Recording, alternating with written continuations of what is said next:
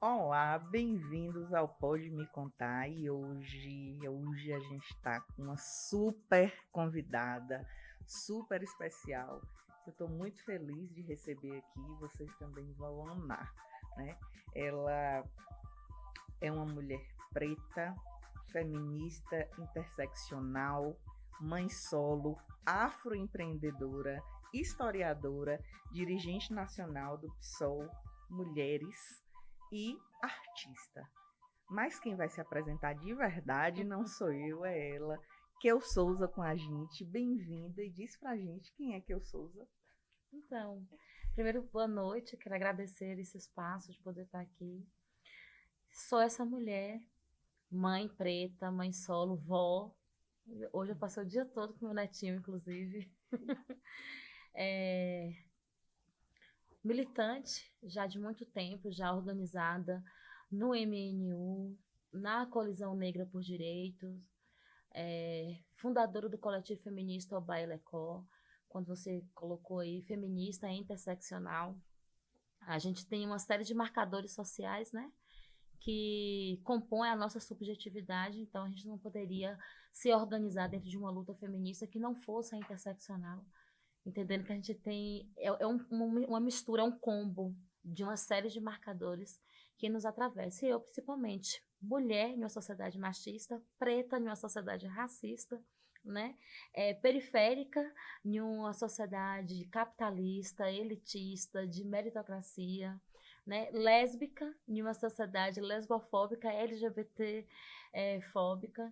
Então, assim, são uma série de marcadores sociais que a gente carrega. Então, eu poderia dizer, resumindo, eu sou uma mulher de luta. Como é que essa mulher de luta chegou até aqui? Então, eu tô com 44 anos, né? É uma caminhada, é um processo. É, Em 2010, eu construí o coletivo feminista Bailecó. Ele nasceu na Casa da Capoeira, né? Já desde os 9 anos que eu me apresentei, me encontrei com a capoeira, fui aluna do mestre Acordeon, maravilhoso mestre Acordeon. E aí nós criamos o coletivo, o Oba Elecó, e quando nós criamos o coletivo, eu passei a ter um olhar mais amplo para a sociedade.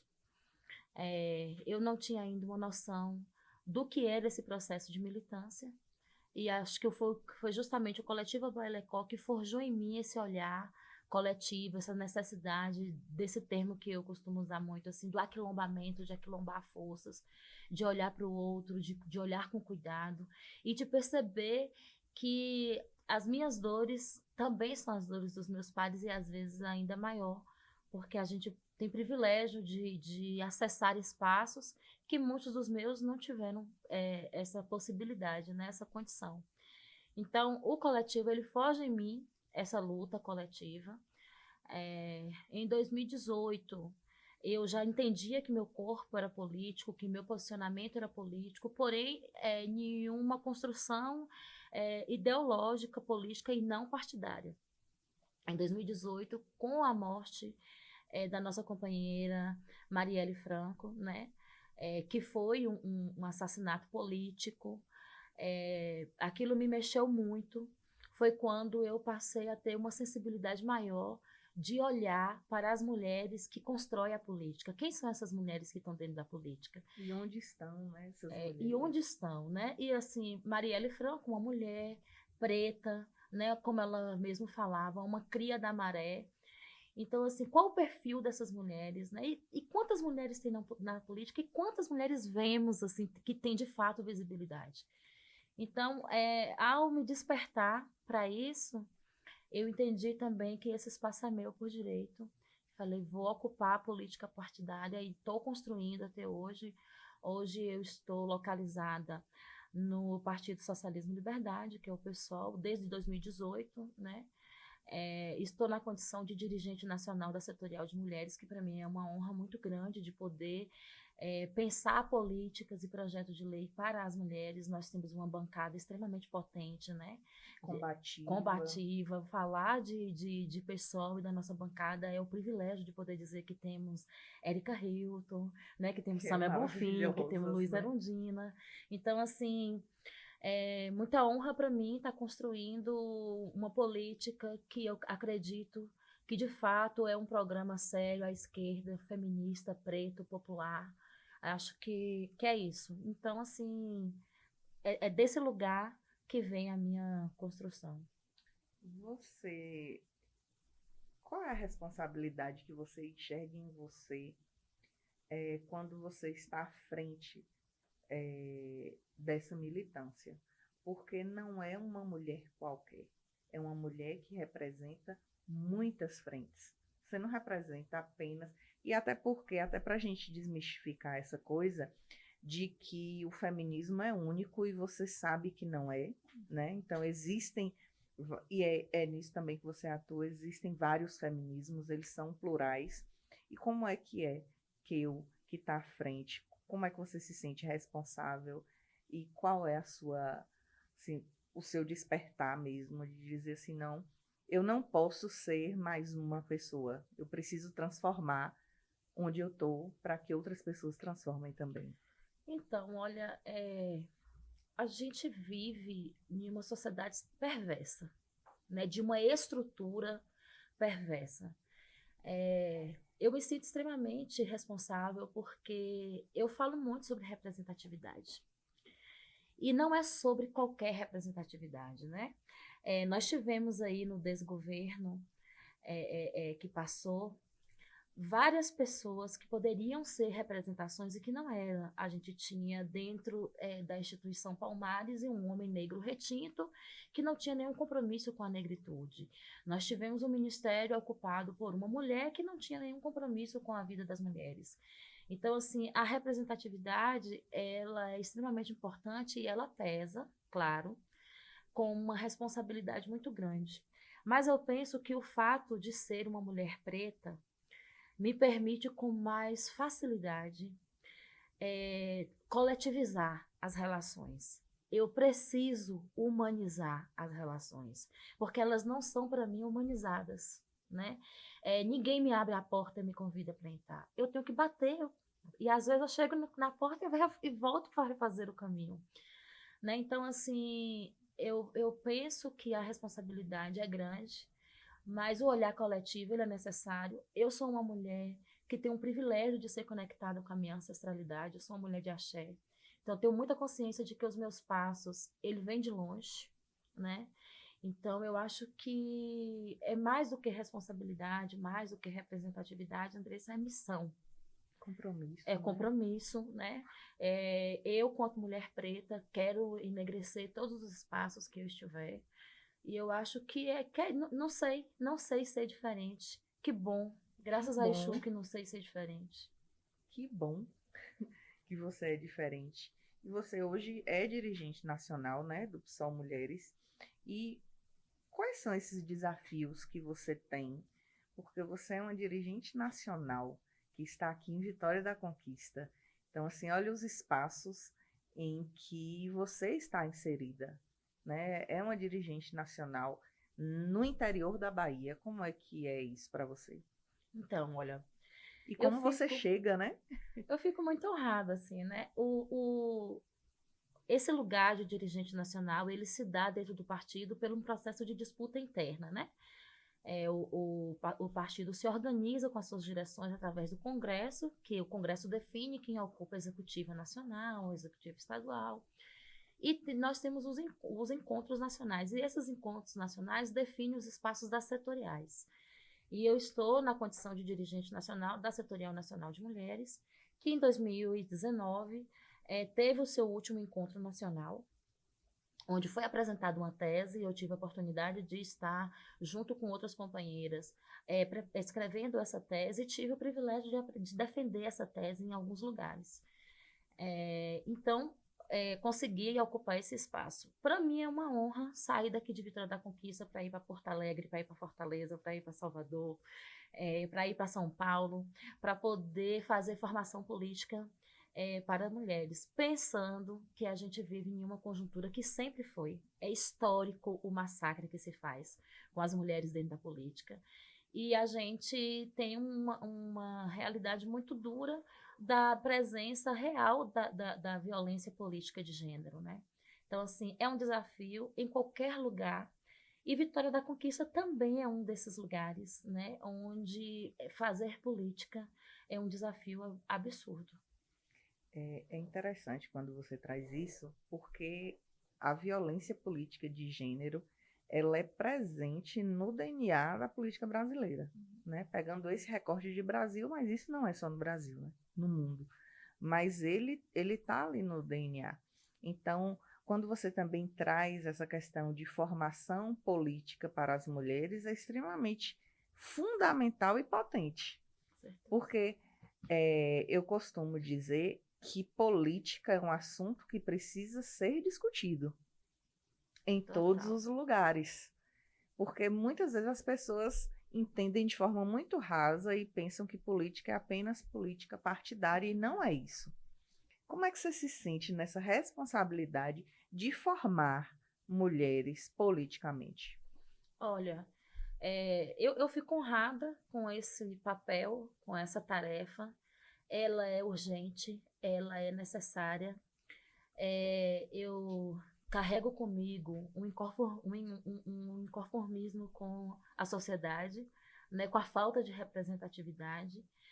Então, acho que a gente tem que trabalhar mesmo com formação política. Nós, mulheres, nós somos diversas, nós somos muitas, nós somos plurais.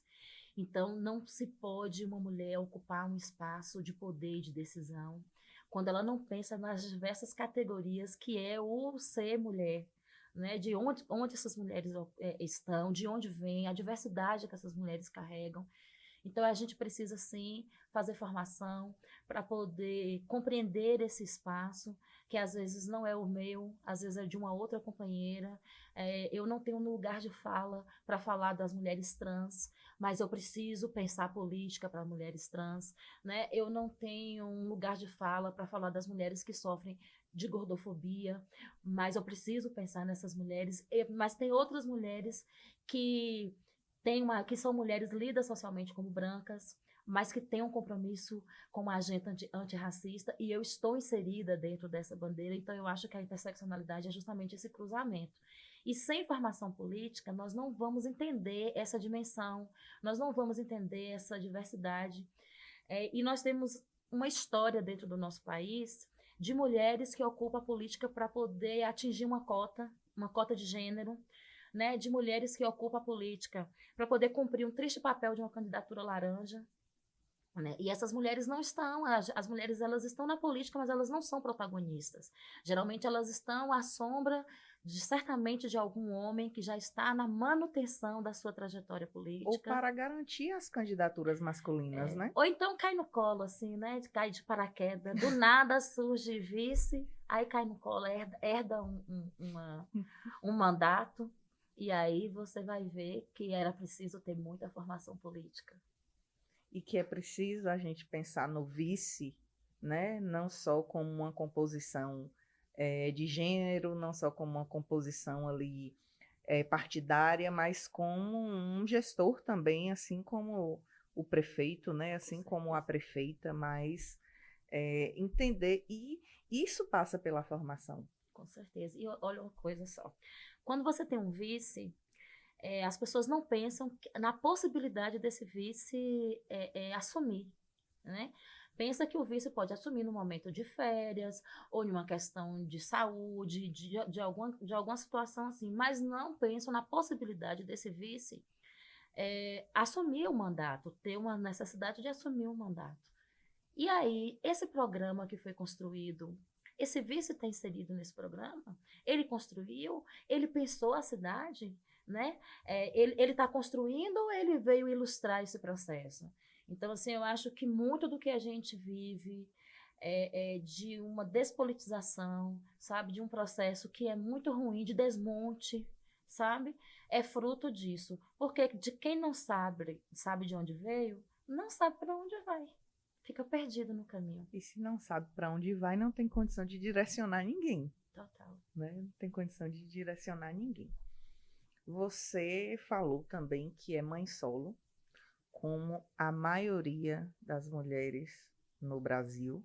Né? Eu costumo também dizer que a família tradicional brasileira no Brasil é composta por uma mãe preta, rimo de família. Né? Essa é a verdadeira família tradicional. É aquela que as mulheres formam outras mulheres e homens e que corre atrás e que ela própria muitas vezes não teve o estudo, mas se esforçou para quebrar o ciclo, até de forma inconsciente ela quis dar para o filho, quer dar para o filho que não teve, e essa para mim é a família tradicional. É da mãe que está ali sozinha, dando conta dos filhos, dos netos e de toda a geração que se segue. Como foi esse enfrentamento para você e como você enxerga essa nossa sociedade? Olha, primeiro eu já sou fruto também de um modelo desse de família, né? Eu perdi o meu pai, eu tinha 8 anos de idade. Minha mãe, na época, estava com 32 anos e 5 filhos. E eu a caçula desses 5. Fui criada pela minha mãe e pela minha avó.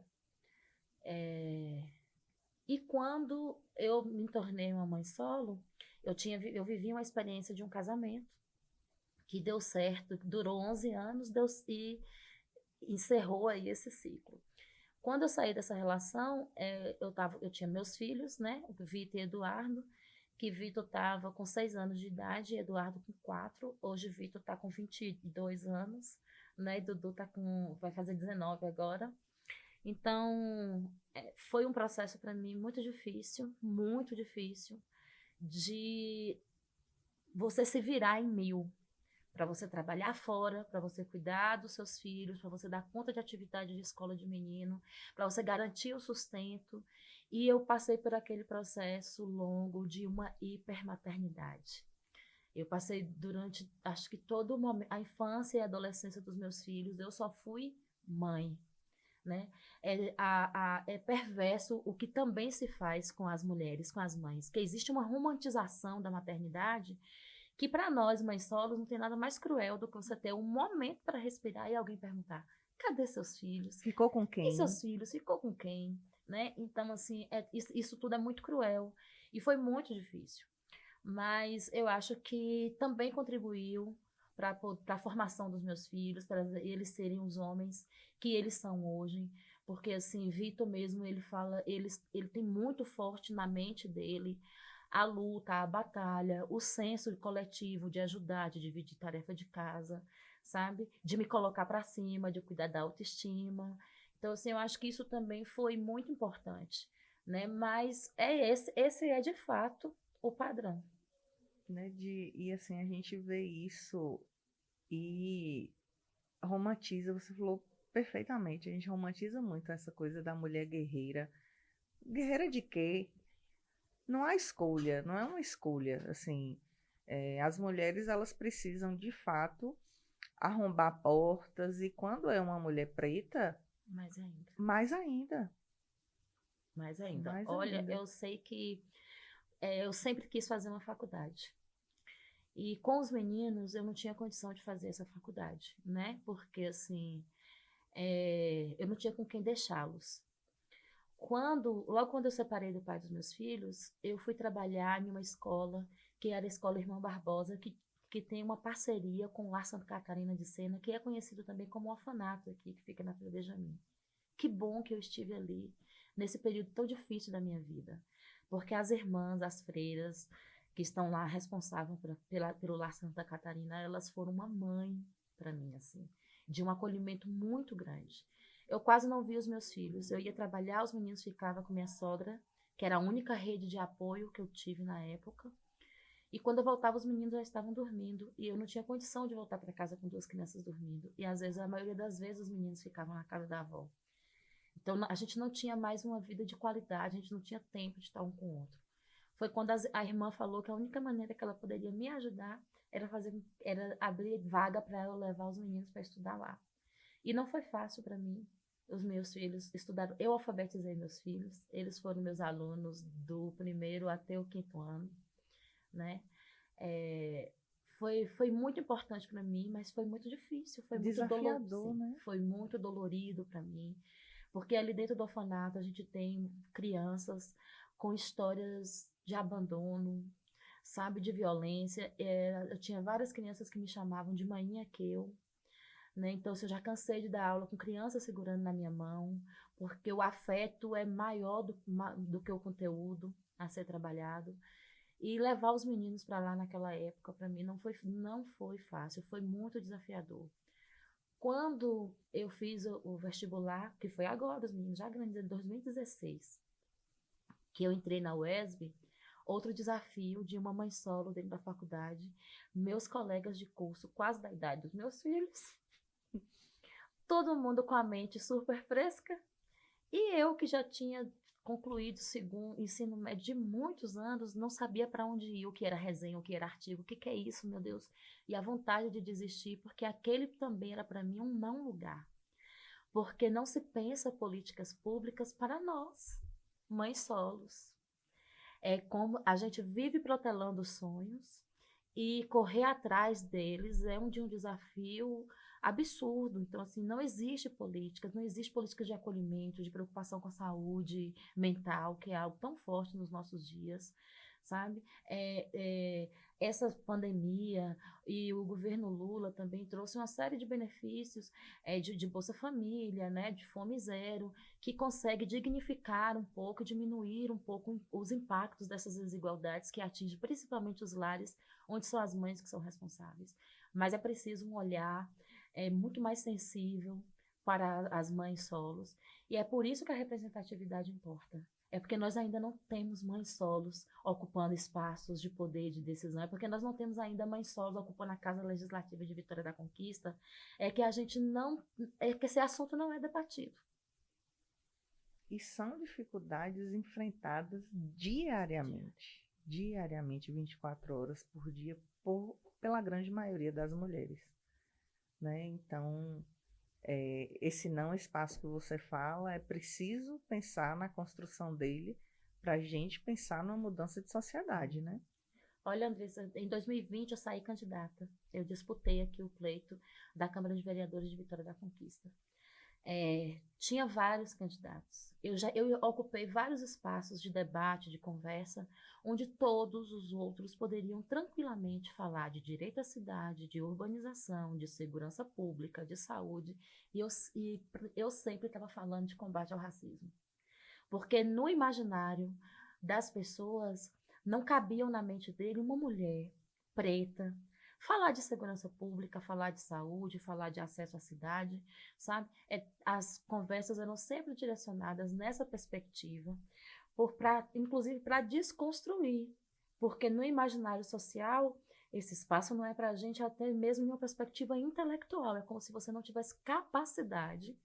Como se você só fosse falar de uma única pauta. Como você pauta. só pode ser representante de uma pauta. E acabou ali. Como é que isso lhe atravessa, Keu?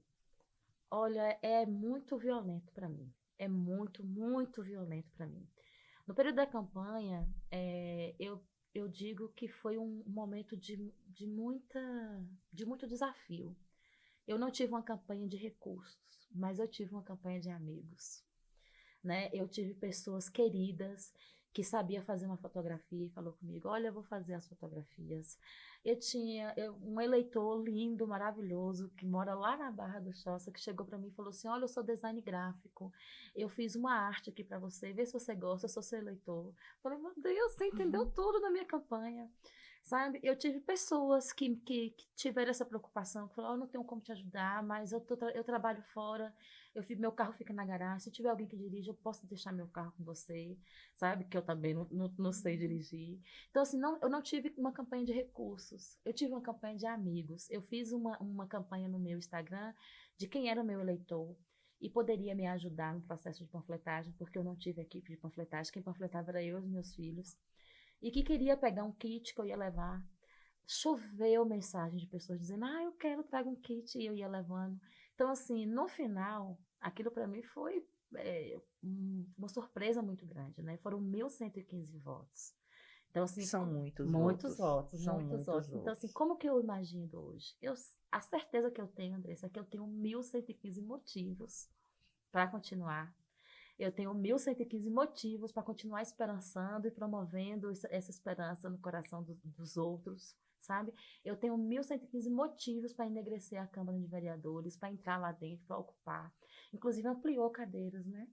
Ampliou Vai mais ampliar, 2 cadeiras. Vai ampliar essas cadeiras. Eu acho que a gente tem uma bancada muito tímida ainda, é uma representatividade muito baixa, né? 21 cadeiras, nós só temos 2 mulheres ocupando essas cadeiras e, assim, nem sempre garantindo essa diversidade, né, que eu falo. Eu vejo no mandato da companheira Viviane um mandato muito sério, muito combativo, mas eu já não vejo isso também no mandato da outra companheira, né, que eu acho que agora vai deslumbrar outra disputa aí, e aí isso também é bom, mas, assim, eu acho que não é ocupar a cadeira dessas pessoas, é sentar ao lado, é somar, é formar um time.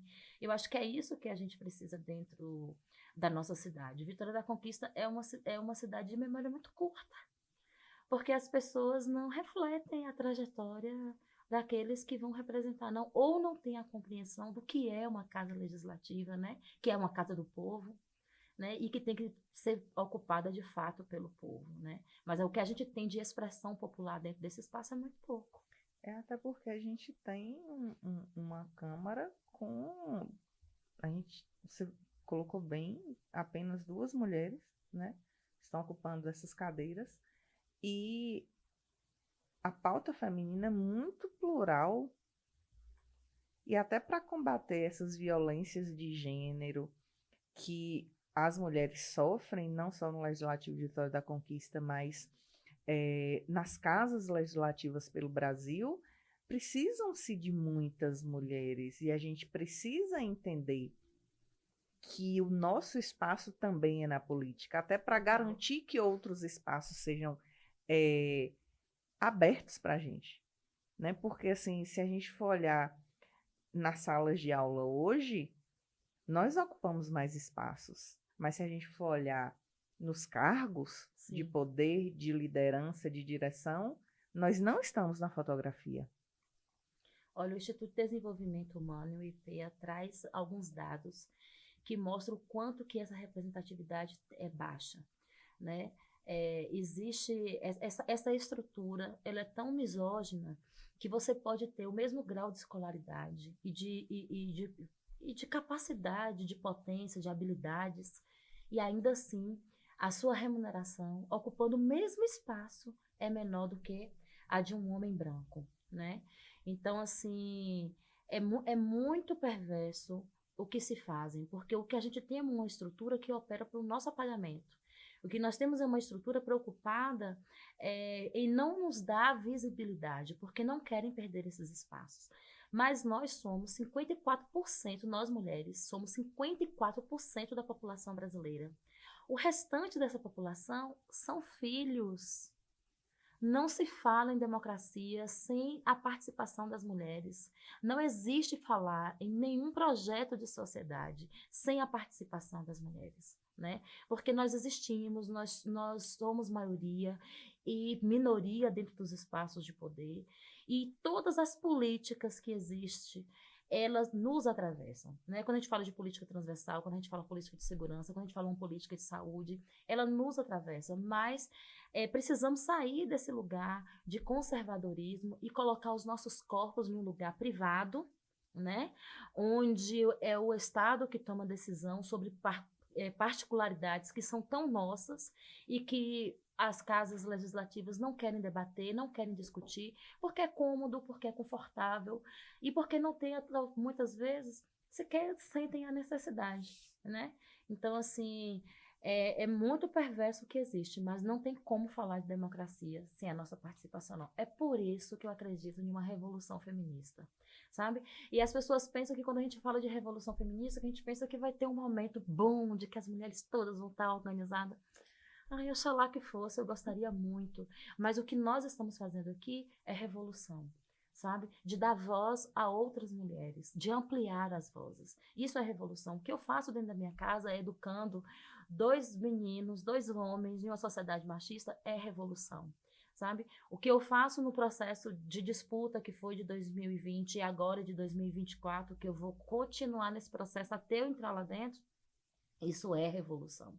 Né? E eu acho que cada um no seu canto, com as suas habilidades e competências, sabe? É ciente dos lugares que você ocupa, com consciência de classe, com compromisso de uma agenda antirracista, sabe? De uma agenda que anticapitalista, que promova minimamente um socialismo onde você possa, dentro da sua bolha, diminuir as desigualdades que tocam as pessoas do seu meio social. Acho que se todo mundo tivesse compromisso, a gente consegue sim fazer uma revolução. Que ela comece na minha casa, que se estenda no meu bairro, na escola, no lugar que eu trabalho, para o município, quem sabe, né? Você traz essa questão e assim o feminismo, os feminismos, né, vem passando por uma mudança nas últimas décadas e é nossa responsabilidade enquanto mulher, nos espaços que ocupamos, promover essa revolução. E como é que você enxerga essas mudanças que a gente vem atravessando de consciências, não de pessoas que se apropriam de pautas para querer chegar em algum lugar no oportunismo? Eu estou falando de mulheres que, de fato, porque todas as mulheres foram beneficiadas pelo movimento Com feminista. certeza. Todas, até as que negam o Uhum. feminismo, as que, né, acham que criminalizam de alguma forma, até elas foram beneficiadas pelo movimento feminista. Como é que você enxerga essa? Então, na verdade, é por isso que a formação que nós falamos mais cedo aqui é extremamente importante. Por quê? O que leva uma pessoa a criminalizar, a marginalizar o feminismo é a ignorância de achar que feminismo e machismo são coisas parecidas. Ah, porque se dentro do machismo a gente tem uma perspectiva de uma dominação masculina, né? Se dentro do machismo a gente tem uma perspectiva de um gênero, né, em benefício do outro, no feminismo a gente combate isso e a luta é por igualdade, não para ser melhor, maior, porque isso não é nem visão de sociedade. Então a gente luta por uma igualdade.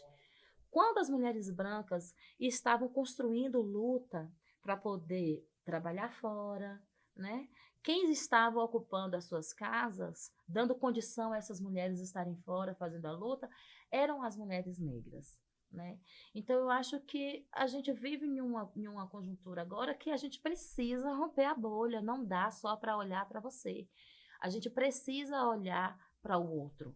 E olhar para o outro é também se ressignificar.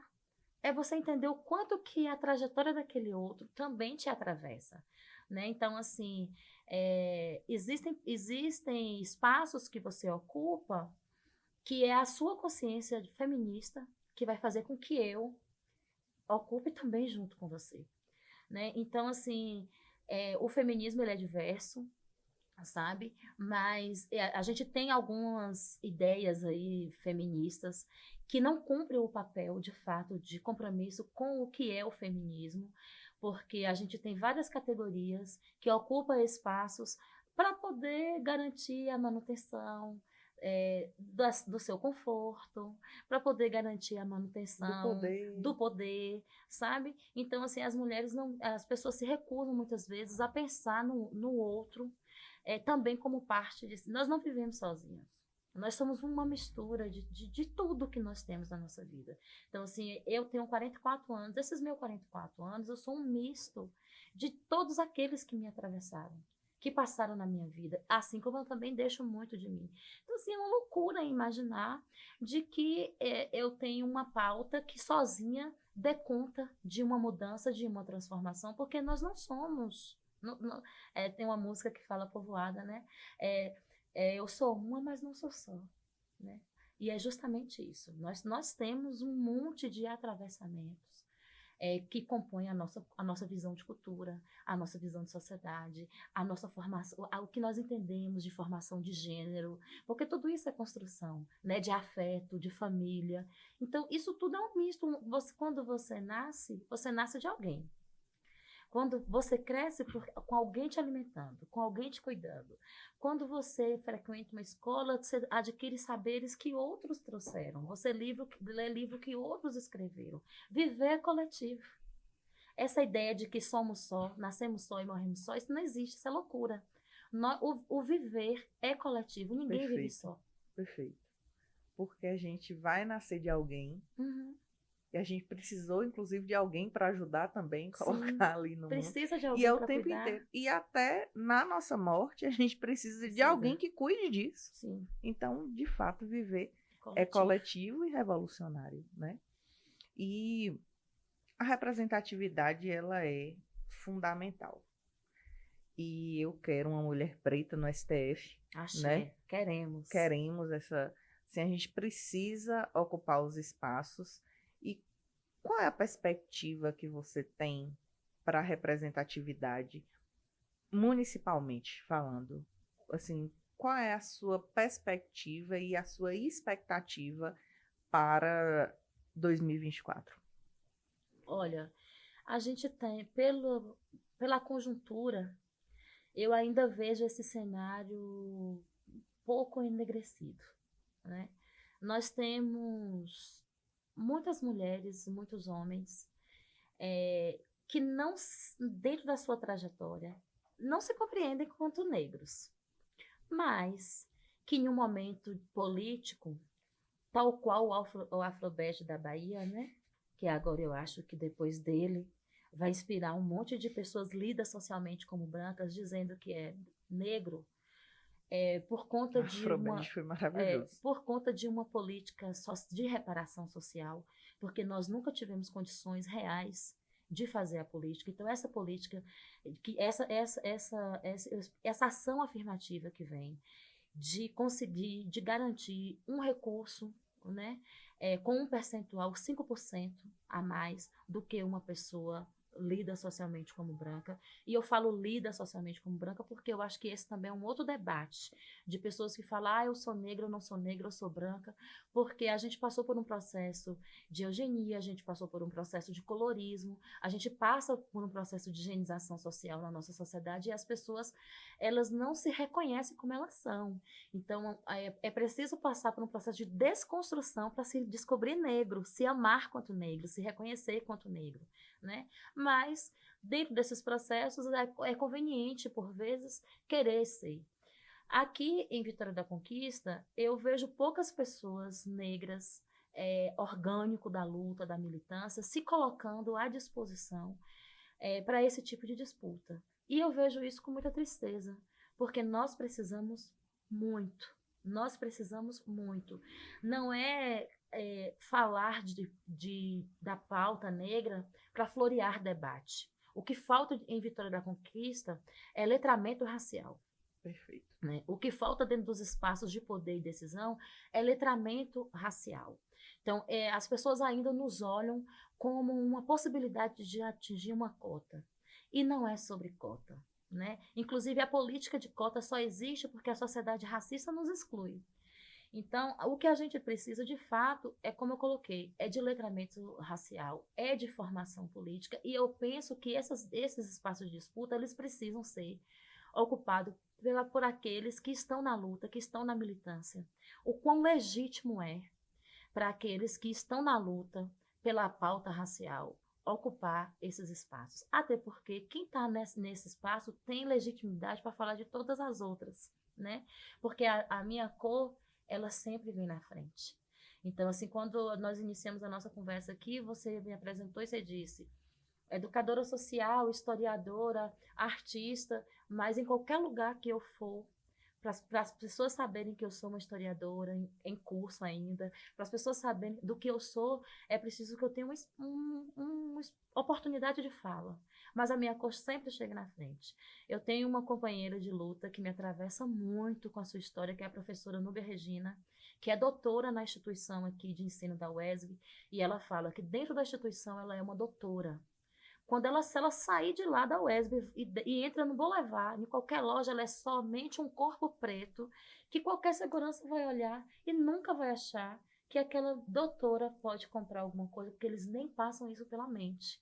Então, o racismo ele é cruel, ele quer nos tirar dos espaços, e existe um processo de colonização, de coloniar os corações e mentes das pessoas pretas acharem também que esse espaço não é nosso. Não, Não gente. pertence, né? Esse espaço é nosso, sim. É nosso por direito. Somos nós que temos que ocupar. Somos quem pisa o chão da base de todas as lutas é quem tem que pensar projetos de lei, é quem tem que pensar políticas. Somos nós. Esse lugar é nosso e é legítimo ocupar esse espaço.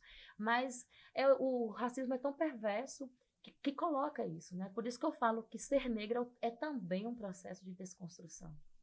E acaba trazendo um peso, porque as pessoas acham que não é compromisso de todo mundo ser antirracista e combater racismo, Eu vejo né? um monte de gente Então que fala...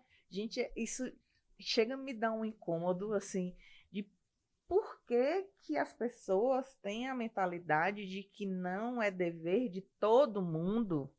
Por quê? Eu Né? conheço muitas pessoas que batem no meu ombro e falam, mas você é guerreira, mas você é necessária, mas ninguém se preocupa em tecer, com quem tem coragem de ir para a luta, uma rede de apoio. Na campanha de 2020, e você me fez na pergunta anterior, qual era a expectativa para 2024, eu penso que em 2024, se eu conseguir romper essa ideia de que as pessoas têm, de que nós negros temos uma resiliência, que a gente tem capacidade de passar por um processo sozinho, se eu conseguir romper essa barreira, eu já estou muito feliz. Porque a disputa eleitoral, fazer um mandato faz parte. E não fazer também faz parte. O importante disso é o processo. Então, se durante o processo de 2024 eu conseguir alcançar pessoas que saiam das suas casas para votar em mim, porque confia, porque tem esperança, porque acredita em um projeto político para a cidade, sabe? Eu já ganhei. Então, não é sobre fazer um mandato, é capital político. Sair do processo eleitoral, entrar no processo e sair do processo, podendo falar de que nós existimos, que nós estamos ali para ocupar, para mim não importa, sabe? Eu não sei, talvez não faça nenhum mandato em 2024, talvez eu nunca faça. Talvez minha missão é sempre incomodar. Eu vou seguir incomodando minha irmã. Eu vou ser esse corpo preto que vai estar ali o tempo inteiro falando, sabe? Talvez provocando outras pessoas para na próxima disputa ter outras mulheres pretas, ter outros companheiros negros também, acreditando que é capaz, que venham, sabe? A gente passou por um processo aí de uma ameaça, né, com a mini reforma eleitoral que ameaçou muito as candidaturas coletivas. Mas assim, eu tenho um sonho de formar uma chapa coletiva, toda preta. Que coisa linda, sabe? Das pessoas que pensam que em adentrar a casa legislativa é mudar de vida porque o salário é bom, é uma ascensão por causa disso ou outro, mas não pensa no que você pode promover, né? Do quanto que você pode promover, né? E no desafio de você estar a serviço do município, né? Sim. Agora imagina se a gente consegue entrar esse espaço de bonde. Aí é revolucionário. Com certeza. É revolucionário e eu quero ver isso acontecer, né? Eu quero ver isso acontecer porque esses espaços precisam ser ocupados. Eles precisam ser ocupados, né? Eles precisam. E a gente já está caminhando para o final, passa tão rápido. Passa rapidão.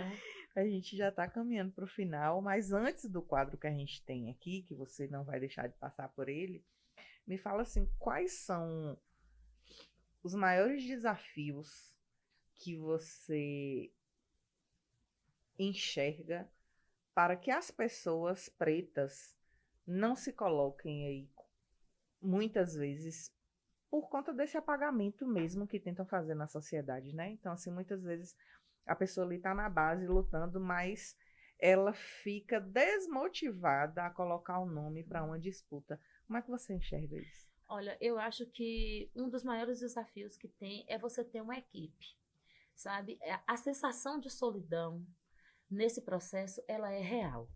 Então, uma pessoa negra que está dentro desse espaço, ela já compreende que a sua candidatura não é prioritária. Que a candidatura prioritária vai ser a de diversas pessoas, menos a dela. Isso é uma realidade. Muitas vezes, essas candidaturas vêm para o processo, justamente como eu disse, porque precisa atingir uma cota de negros e negras, de mulheres, dentro desses espaços. Mas muitas vezes essas pessoas surgem no processo, e isso é o errado.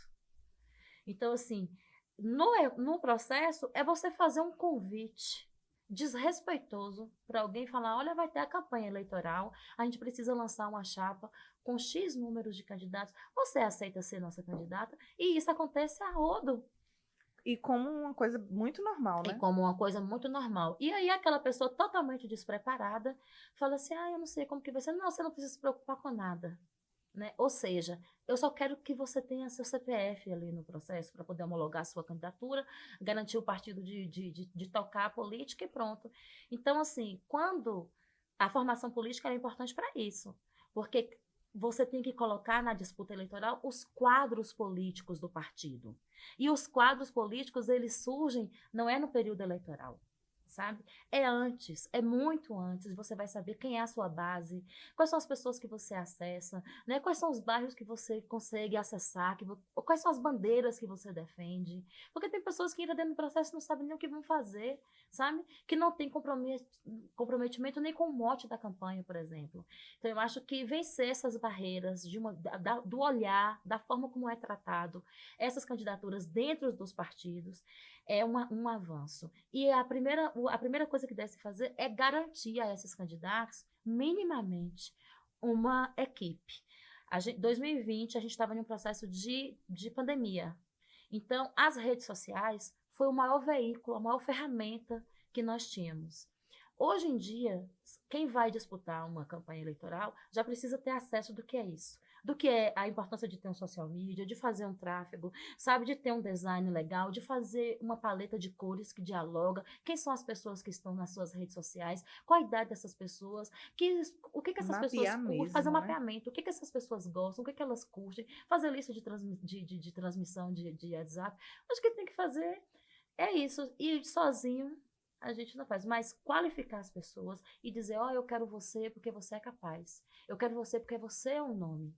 Eu acho que é isso, acreditar, mostrar que as pessoas têm potencial para poder estar dentro desse espaço.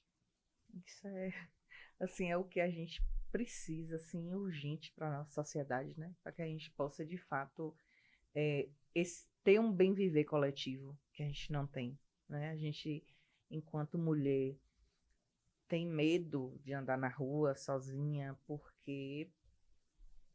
vários porquês, né? Então, assim, e a gente precisa de um espaço coletivo de bem viver, Com né? certeza. E isso passa pelas frentes que a gente luta. Isso passa, total, né? Total. Nós temos um quadro aqui chamado Momentos Meias Palavras. Eita. Onde eu começo com uma frase e você completa, e aí você não vai deixar de passar pelo Pode Me Contar sem passar por esse quadro. Então, vamos começar o Momento Meias Palavras. E a primeira é: eu não dou chance para... Macho escroto. Não tenho coragem de... Não tenho coragem de voltar atrás. Tenho vontade de... uma sociedade mais igualitária. Se eu pudesse, eu mudava? Poxa, tem tanta coisa. Pode falar. Eu mudava a ideia de que nós, mulheres negras, não somos dignas de afeto. Porque o afeto é o bem mais precioso que a gente pode desenvolver nas relações uns com os outros. Minha maior inspiração é? Minha mãe é uma entidade em terra. Minha maior inspiração é ter a minha ancestralidade comigo. Meu porto seguro. Que lindo. Faz suas considerações finais e eu já quero aproveitar para agradecer você ter topado vir. A casa é sua, Achei. pode me contar, tá com as portas abertas. E é isso que a gente quer dar voz para as mulheres potentes, para as pessoas que atuam em Vitória da Conquista e para além de Vitória da Conquista, né? Então, é muito importante para mim e faz parte inclusive da idealização desse programa, é ter mulheres potentes aqui também, falando com todo mundo e contando suas histórias. Então, estou com meu coração extremamente grato, feliz. Eu acompanho nas redes sociais, eu vejo as fotinhas lá. Que bom que eu estou aqui também, né? Eu estou num processo muito complicado agora. Outubro e novembro é um período muito difícil para nós que está na militância do letramento racial, porque é um momento que a gente tem muitas agendas, né? E eu tenho um compromisso comigo, que é um compromisso ético, que eu só vou em espaços onde eu tenho condição de durante o ano, ocupar esses espaços. Para não ser tratada de forma caricata, né, desrespeitosa, porque no mês de novembro, por exemplo, agora que está se aproximando, a gente tem o mês da consciência negra e as pessoas só querem falar de preto nesse período. E aí, assim, eu estou muito feliz por tá tendo uma agenda tão apertada. Isso é sinal de que a gente está conseguindo entrar, ocupar os espaços, não só no mês de novembro, mas por mais vezes. Eu quero, dentro da minha fé, que eu expresso, saudar Exu, porque ele é comunicação e ele é caminho. E que bom que a gente tem esse espaço aqui, Andressa, que bom que a gente tem essa voz, sabe, essa organização aqui de vocês aqui. E que Exu seja de fato caminho, proteção, sabe? E símbolo de colocar para fora, de multiplicar as vozes, sabe? Que esse projeto lindo desse podcast, que ele não seja só pode me contar, pode gritar, pode escancarar, gente, vamos dar voz. Então, assim, fico muito feliz, obrigada, gratidão, todos aqueles que têm alcance desse espaço, axé pra gente. Muito obrigada mesmo, e agora eu também quero agradecer a nossa audiência, agradecer os nossos parceiros, Curso Soluções em TI, Lavô Candeias, Maria do Sertão, Dicas Presentes Criativos, Jornal Conquista, Conquista de Fato, o melhor estúdio de podcast de Vitória da Conquista e da Bahia, que é o estúdio, nosso estúdio live, diário live, gente. Por que eu tô com estúdio live? E agradecer nossa equipe super mega comprometida. Você deixe seu comentário, curta, compartilhe, ajude esse canal chegar em todos os lugares e essas vozes serem escutadas em todos os lugares. E até a próxima.